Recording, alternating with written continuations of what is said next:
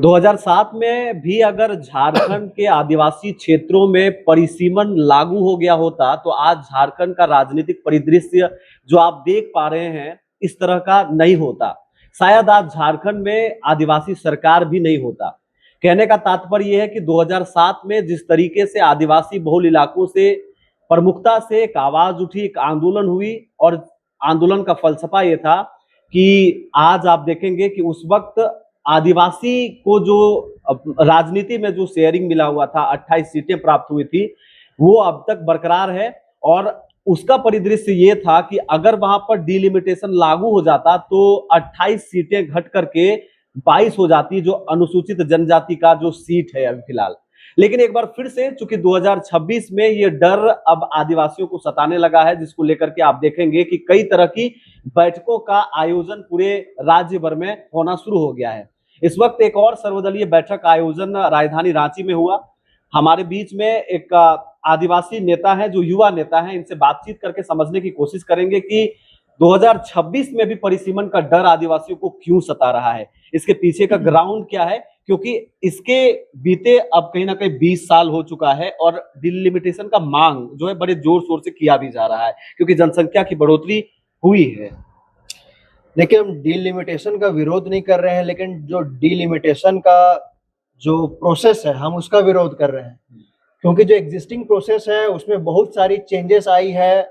हमारा जनसंख्या ओवरऑल आज के दिन में अगर हम देखेंगे, आज हम 2026 है, आप आज से 100 साल 1901 का सेंसस निकाल के देखिए, हम 50% से अधिक थे इस छोटा नागपुर का पठार में।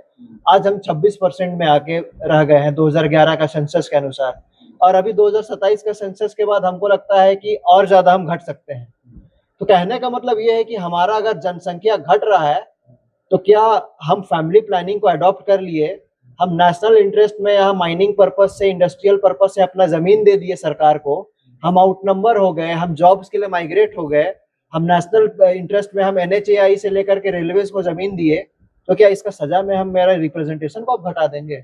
सवाल तो हम करेंगे, क्योंकि जिस तरीके से जो स्वरूप है, ठीक है, जनसंख्या बढ़ा है, सीट उस हिसाब से कम है, मैं इस चीज का डिमांड करता हूँ कि सीट बढ़नी चाहिए।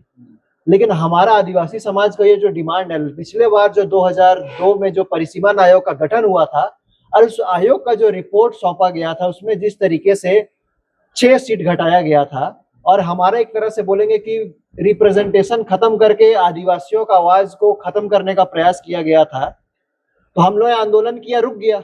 लेकिन इस बार वस्तु स्थिति और परिस्थिति अलग है। पिछले बार कांग्रेस की सरकार थी, जो आदिवासी का चिंता था, उनको आदिवासी की हितैषी थी, इसलिए उन्होंने पूरा देश में परिसीमन आयोग का रिपोर्ट लागू कर दिया। लेकिन यहाँ पर ST का सीट घट रहा था तो कांग्रेस ने यहाँ पर लागू होने नहीं दिया। तो एक तरह से बोलेंगे कि कांग्रेस ने तो आदिवासी का जो ST सीट का जो संरक्षण किया वो घटने से बचाया है यहाँ पर। तो लेकिन अब बीजेपी क्या करने वाली है, क्योंकि अब फिर से 2026 तक जो रोक लगा था, 2026 में रोक खत्म हो जाएगी और एक विशेष सत्र बुला करके भी अभी पार्लियामेंट में ये बिल दोबारा से लाया गया, हालांकि पास नहीं हो पाया। लेकिन फिर से सुगबुगाहट है कि मानसून से सत्र या तो फिर विंटर सेशन में ये फिर से बिल ला करके डिलिमिटेशन होने जा रहा है और लागू किया जाएगा। तो हम लोग का डिलिमिटेशन से विरोध नहीं है, डिलिमिटेशन का जो प्रोसेस है उसका विरोध है। हमारा क्लियर डिमांड है कि सिर्फ जनसंख्या के आधार पे डिलिमिटेशन नहीं होना चाहिए। जनसंख्या के साथ साथ जिस तरीके से आप देखेंगे, अगर जंगल में बाघों की संख्या घट जा रही है तो उसको संरक्षण देने के लिए वन विभाग कार्यक्रम चलाती है। उसी प्रकार से हम भी बोल रहे हैं, आज आदिवासी जिस तरह से आउटनंबर हो रहे हैं, संख्या घट रही है, आप उसको संरक्षण दीजिए, हम परिसीमन का सपोर्ट करते हैं। कुल मिलाकर बात इतना है कि जिस तरीके से पूरे भारत में आप देखेंगे कि कई तरह के संवैधानिक प्रावधान है, CNT SPT एक्ट है, पेशा कानून है, तमाम चीजें आदिवासियों के संरक्षण के लिए है। आप चाहते हैं कि इस परिसीमन में भी संविधान के अनुरूप कहीं ना कहीं आदिवासी विशेष क्षेत्रों में प्रावधान लाए जाएं और परिसीमन में भी ये चीज लागू हो। 31 तारीख को जो हमारी मीटिंग थी, आज हमारी तीसरी बैठक थी, 31 मई को यही रांची के प्रेस क्लब में लंबा चर्चा हुआ था, सभी 24 जिला से लोग आए थे, उस पे अलग अलग कमेटी बना गया था। कमेटी में एक ड्राफ्टिंग कमेटी भी बनाया गया है। ड्राफ्टिंग कमेटी में कुछ हमारे विद्वान अधिवक्ता लोग को रखा गया है, जो कि इस पे स्टडी कर रहे हैं। लगभग वो रिपोर्ट तैयार है और उस रिपोर्ट को हम लोग प्रेसिडेंट ऑफ इंडिया, झारखंड के गवर्नर, लीडर ऑफ अपोजिशन, हम लोग जो भी सक्षम प्राधिकारी हैं, हम सभी को हम देंगे। और उस जो हमारे ड्राफ्टिंग कमेटी में जो हमने तय किया गया है, उसमें सबसे पहले आर्टिकल 330 क्लॉज 2 और आर्टिकल 332 क्लॉज 3 के बारे में उसमें संवैधानिक संशोधन लाने के लिए कहा गया है, क्योंकि यही दो आर्टिकल में जो हमारे लिए जो प्रोपोर्शनेट रिप्रेजेंटेशन कहा गया, उसके वजह से हमारा सीट घट रहा है। तो उस पे किस तरीके से संशोधन किया जाए, उसके लिए विद्वान अधिवक्ता द्वारा भी हमारे प्रस्ताव लाया जा रहा है। हम सुझाव भी दे रहे हैं, हम सिर्फ विरोध नहीं कर रहे हैं। हम विरोध में 2 तारीख को रैली कर रहे हैं, हम अपना जनशक्ति, हम अपना शक्ति प्रदर्शन तो दिखा रहे हैं, लेकिन झारखंड में रांची में 2 अगस्त 2026 को रांची के मोराबादी मैदान में एक आदिवासी एकता महाजुटान रैली हो रहा है परिसीमन को लेकर के, और हम पूरी तरीके से हम इसका विरोध कर रहे हैं आदिवासी सीट घटने को लेकर के। और सिर्फ हम विरोध नहीं, हम सुझाव भी देंगे।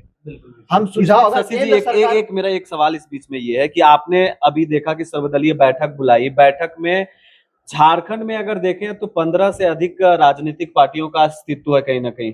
कितने सारे लोग आए, क्या आजसू के लोग थे, भारतीय जनता पार्टी के लोग शामिल हुए थे जो आदिवासी कह सकते हैं क्षेत्रों का नेतृत्व करते हैं? देखिए, आजसू के कोई नहीं आए थे, ना ये JLKM से कोई आए, ना बीजेपी से कोई आए। JMM से आए थे, हालांकि JMM के दोनों महासचिव से बात हुई थी। चतरा में SIR को लेकर के उनका कार्यक्रम पूर्व से तय था, इसलिए दोनों महासचिव नहीं आ पाए, लेकिन एक JMM से भी हमारे बीच में थे। क्या राजनीतिक पेच भी है इस बीच में? आप कोई राजनीतिक पेच नहीं है। माननीय मुख्यमंत्री हेमंत सोरेन जी का भी पूर्व में भी आप बयान देखेंगे तो उन्होंने स्पष्ट रूप से कहा कि हम इसका विरोध करते हैं, आदिवासी सीट अगर घटेगा तो हम परिसीमन होने नहीं देंगे। इसको अगर परिसीमन हो जाती है, अगर विभिन्न परिस्थितियों में आप लोगों की जो आंदोलन है, लड़ाइयां है, सब अगर सफल नहीं हुई तो संभावित सीट कितना होगा अनुसूचित जनजाति का? आप लोग इसको कैसे देखते? देखिए, अभी अगर वर्तमान स्वरूप में अगर देखें, अमित शाह ने जो कहा 50% एग्जिस्टिंग सीट का बढ़ाएंगे। अगर 50% सीट बढ़ता है तो 81 से हमारा सीट बढ़ करके 122 होगा।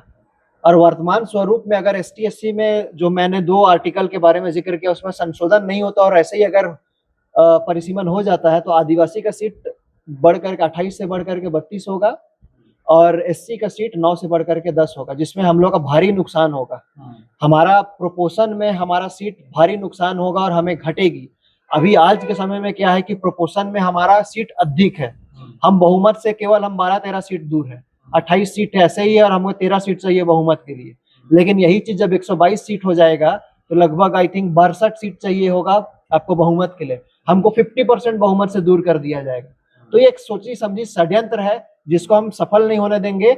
हम जो वैकल्पिक सुझाव ये दिए हैं कि जो एग्जिस्टिंग सीट में अमित शाह बोल रहे हैं कि हम 50% बढ़ा रहे हैं, तो आप ST/SC का एग्जिस्टिंग सीट को भी आप 50% बढ़ाए। हम पूरी तरीके से मतलब अलग से आप लोग चाह रहे हैं कि अनुसूचित जनजाति की जो सीट है उसमें 50% की बढ़ोतरी? मैं अलग से नहीं बोल रहा हूँ, तो इन टोटल जो 50% सीट जो बढ़ रहा है, अमित शाह ने कहा कि जो एग्जिस्टिंग सीट है हम उसका टोटल हम 50% बढ़ा रहे हैं। तो जो एग्जिस्टिंग सीट आपका ST/SC का उसका भी 50% बढ़ाइए, किसी को विरोध नहीं होगा। इसमें आप समीकरण क्या बनेगा कि एग्जिस्टिंग सीट ST का भी 28 है, 50% बढ़ेगा तो 14 सीट बढ़ेगा, हम 28 से 42 हो जाएंगे। SC का 9 है, 50% बढ़ेगा तो वो 9 से 14 हो जाएंगे, उनका 5 सीट बढ़ जाएगा। उसी प्रकार अगर हम इन टोटलिटी देखेंगे, 41 सीट में से 14 से 41 जो टोटल सीट बढ़ेंगी उसमें से 14 सीट ST का बढ़ेगा, 5 सीट SC का बढ़ेगा और 22 सीट जनरल का बढ़ेगा। तो इसमें सभी लोग खुश होंगे, ST भी खुश रहेंगे। इस बीच जो आयोग का अपना जो क्राइटेरिया होता है, आयोग ने जो क्राइटेरिया तय किया है, क्या उसमें आपको लगता है कि हम लोग फुलफिल कर पाएंगे? क्योंकि आदिवासियों की जनसंख्या को लेकर के बातें जब आएंगी तो आप जिन सीटों को 28 से बढ़ते हुए 42 में देखना चाह रहे हैं, क्या उतनी जनसंख्या है? तो कैसे होगा? देखिए, मैं आपको बताना चाहता हूँ, आयोग जो है वो डिलिमिटेशन एक्ट के अकॉर्डिंगली काम करती है। अगर केंद्र सरकार डिलिमिटेशन एक्ट में और कॉन्स्टिट्यूशनल अमेंडमेंट ही लेके आ जाएगी तो आयोग को उसी हिसाब से परिसीमन करना पड़ेगा। आयोग केवल एक कॉन्स्टिट्यूएंसी को रीड्रॉ करेंगे, रीलोकेट करेंगे, उनका काम वही है और एक क्वासी जुडिशियल बॉडी रहता है वो, तो उनका काम केवल कॉन्स्टिट्यूएंसी को रीड्रॉ करना है। हम तो जो बोल रहे हैं वो डिलिमिटेशन एक्ट में अमेंडमेंट करने बोल रहे हैं, कॉन्स्टिट्यूशन में आर्टिकल 330 एंड 332 को अमेंडमेंट करने बोल रहे हैं। ऐसे भी संविधान में संशोधन करना ही है परिसीमन करने से पहले। तो मेरा तो वही डिमांड है, जब संविधान में संशोधन हो जाएगा, डिलिमिटेशन एक्ट में संशोधन हो जाएगा, तो जो परिसीमन आयोग है वही गाइडिंग प्रिंसिपल, वही गाइडलाइन के अनुसार काम करेगी। तो इसमें जनसंख्या की कोई बात ही नहीं है। आखिर अमित शाह भी जो बोल रहे हैं, आप बोल रहे हैं कि जनसंख्या के आधार पे होना चाहिए, क्या उस क्राइटेरिया एसटी का जनसंख्या नहीं बढ़ा है तो कैसे होगा? तो मैं अमित शाह जो पार्लियामेंट में जो अपने बात को रखे कि हम 50% बढ़ा रहे हैं सीट, वो किस लॉजिक से बात को बढ़ रखे हैं? वो किस लॉजिक से बोल रहे हैं कि हम 50% बढ़ा रहे हैं? आप उनसे भी सवाल कीजिए। वो तो एक बीच का न्यूट्रलाइजेशन, एक न्यूट्रलाइजेशन का फॉर्मूला ला रहे हैं कि जो पॉपुलेशन इंस्टेबिलिटी है नॉर्थ और साउथ का, उसको बराबर करने के लिए हम ऐसा फॉर्मूला ला रहे हैं।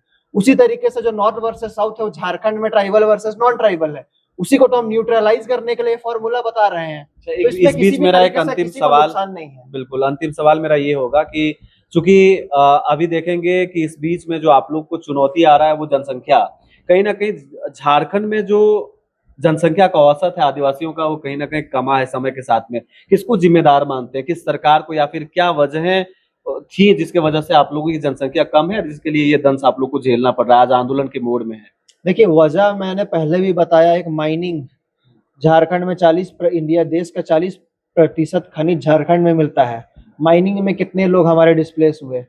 बड़ा बड़ा इंडस्ट्रीज देख लीजिए, बड़ा बड़ा डैम्स, बड़ा बड़ा पावर प्रोजेक्ट, नेशनल हाईवे का कितना लंबा रोड है, रेलवे का जमीन आप देख लीजिए। ये सारा जमीन जो है लाइन मैक्सिमम, इसमें 80% जो जमीन है वो आदिवासी का है। 80% लोग डिस्प्लेस हुए हैं। इसके साथ में अगर आप देखेंगे नौकरी की तलाश में, क्योंकि राज्य में नौकरी नहीं है, नौकरी के तलाश में हमारे लोग यहाँ से लेकर के केरला से लेकर के दिल्ली से लेकर गुजरात से लेकर नॉर्थ ईस्ट, चाय बागान, आसाम, भूटान तक गए हैं। तो आखिर इसका नुकसान का कौन झेल रहा है? इसका नुकसान हम लोग को झेलना पड़ रहा है। तो कहने का मतलब ये है कि वजह तो ये है, लेकिन अगर हमारा जनसंख्या, मैंने जैसे माइनिंग एंड इंडस्ट्रीज के बारे में बात कहा, हम तो भाई नेशनल इंटरेस्ट में अपना जमीन दिए। जब हम राष्ट्रीय हित में अपना जमीन दिए हैं, तो अब आदिवासी हित में हमें भी तो संरक्षण केंद्र सरकार को देना चाहिए। तो वही संरक्षण की बात कर रहे हैं, वही संरक्षण आप दे, और उसके बाद आप हमें जनसंख्या के आधार पर ही सिर्फ नहीं, अब जो फॉर्मूला 50% एग्जिस्टिंग सीट्स को बढ़ाने की बात कर रहे हैं, एसटी एससी का भी बढ़ा दे, खत्म है, कोई सॉल्यूशन ही नहीं है। इसका मतलब माफ कीजिएगा, सारा सॉल्यूशन इसका हो जाएगा, कोई विवाद ही नहीं होगा। बीजेपी के बड़े जो आदिवासी नेता हैं क्या जुड़ रहे हैं? जैसे बाबूलाल मरांडी हो गए, चंपई सोरेन हो गए, बड़े बड़े दिग्गज नेता हैं, क्या जुड़ने वाले हैं? क्या उस 2 अगस्त के बड़े आंदोलन में वो लोग शामिल होने वाले हैं? देखिए, बीजेपी के लोग गूंगा लोग हैं। इन लोग को जो नागपुर से स्क्रिप्ट आता है, वही स्क्रिप्ट को ये लोग बोलने वाले लोग हैं। ये लोग का आदिवासी सीट घट जाए, अब आखिर में आप ही सोचिए, छत्तीसगढ़ में जब परिसीमन हो रहा था, किसका वहां राज्य में सरकार था? बीजेपी का सरकार हुआ करता था। 34 से घट करके 25 हो गया। बीजेपी ने क्यों नहीं विरोध किया वहां?